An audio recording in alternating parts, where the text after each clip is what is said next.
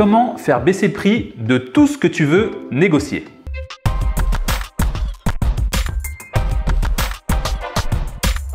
La méthode que je vais t'apprendre dans cette vidéo peut s'adapter pour l'achat d'un appartement, d'une voiture, de tout ce que tu peux trouver sur les sites de petites annonces, dans les brocantes, sur les marchés, bref, à chaque fois que tu es confronté à un vendeur en direct. Première règle, ne dites jamais au vendeur que c'est trop cher. Dites-lui plutôt que c'est exactement le produit que vous cherchiez. Ce que tu dois comprendre, c'est qu'il est très important que tu puisses te mettre dans la psychologie du vendeur. Ne sois pas que de ton côté où tu as l'argent. Dis-toi que la personne en face, elle souhaite avoir ton argent et qu'elle a un objet ou bien elle a un bien, quelque chose à vendre et qu'elle souhaite s'en débarrasser. Je te donne un exemple. Quand tu es sur un marché et que tu as quelqu'un qui est en face de toi qui vend des légumes ou qui vend n'importe quel autre objet, dis-toi que cette personne, elle en a des cajots. Son objectif est de rentrer avec le moins d'articles possible et d'avoir un maximum d'argent. Évidemment, elle y met un prix qui te paraît fixe parce qu'il est écrit. Mais sache que la vie est un énorme sketch et que tout est négociable. Non, ne vous égarez pas, jeune homme. Au passage, si ce contenu te plaît, n'hésite pas à t'abonner à ma chaîne.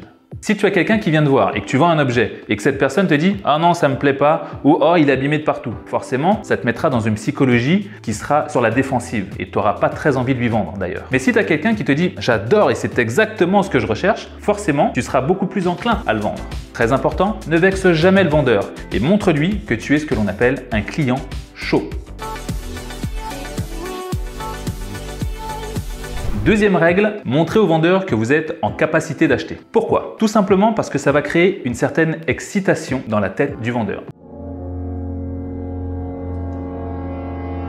Je te donne un exemple concret. Tu vas voir un agent immobilier ou bien un propriétaire en direct et tu lui montres un papier de la banque disant que tu as une autorisation pour avoir ton crédit immobilier. Ou bien tu arrives sur une brocante, il y a un objet qui te plaît et là tu commences à sortir de l'argent de ta poche. 30, 31, 32, 33, 34, 35, 36. Du fait que le vendeur voit ton argent ou bien que le propriétaire de la maison ou de l'appartement voit ce fameux papier disant que c'est OK pour avoir ton crédit immobilier, tu verras qu'à partir de ce moment, la psychologie de la personne change radicalement. Sa gestuelle ne sera plus pareille et sa sémantique, la façon de formuler ses phrases et même ses mots changeront. Tu verras que cette personne aura une psychologie beaucoup plus directe et beaucoup plus douce avec toi.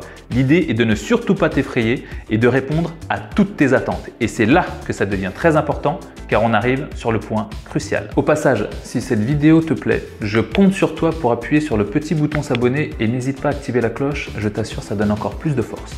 Troisième et dernière règle, demande-lui quelque chose qu'il n'est pas capable de te donner. C'est-à-dire qu'à partir de ce moment, tu dois trouver des critères à l'objet qu'il est impossible d'avoir. Je te donne un exemple très simple. Vois-tu, derrière moi, j'ai un fond rose. Imaginons que tu souhaites acheter ce fond rose parce que tu as besoin d'un fond. Dis-lui, première chose, j'adore ce fond, j'adore sa taille, c'est exactement ce que je recherche. J'ai l'argent pour l'acheter.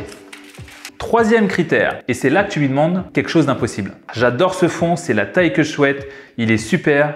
Par contre, en vrai, il me le faudrait en bleu.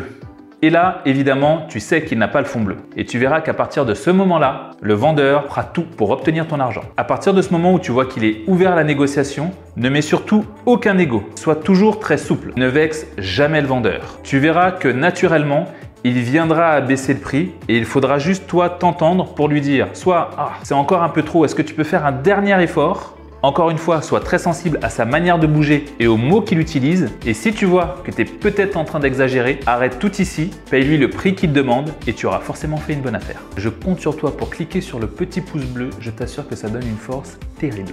Je vais te donner des exemples concrets de négociations que j'ai réussi. Récemment, je suis allé dans un magasin de bricolage pour acheter énormément de carreaux. Et il y avait des carreaux qui m'intéressaient.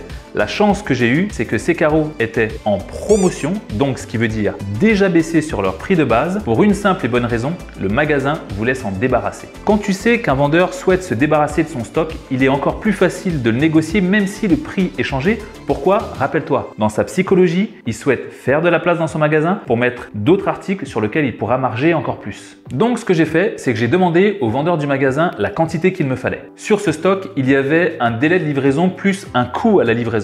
Je lui ai expliqué qu'il me le fallait, j'avais pas de camion et est-ce que selon lui, il était capable de m'offrir la livraison. Évidemment, comme il souhaitait se débarrasser de ce stock pour faire de la place, il m'a offert la livraison. Rappelle-toi que négocier, c'est pas forcément avoir un rabais sur le prix de l'objet. Ça peut être offrir des choses additionnelles, un article en plus, frais de livraison, un petit cadeau, un goodies, tout autre objet qui pourrait te faire plaisir. N'hésite pas à me mettre un petit commentaire pour me dire quelle est ta technique pour négocier et si tu veux encore plus de vidéos dans ce genre.